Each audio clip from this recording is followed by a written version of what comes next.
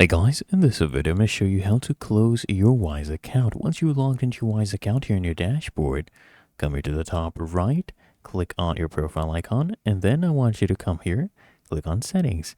From here I want you to scroll all the way down until you see close your account. I want you to go ahead and tap on that, and then I need you to go ahead and select while you're leaving. You can choose any option. Honestly, let's say, for example, I want to change my account details. You choose that, click on close account.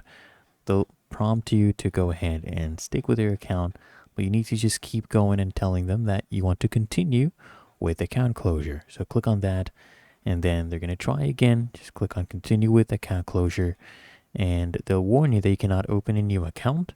Okay, and then just come here, click on continue with account closure, and finally, when you see this button with the red close account, that's the final one.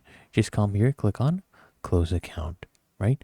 Really that easy. If you found this helpful, make sure you smash that like button and subscribe to App Mentor.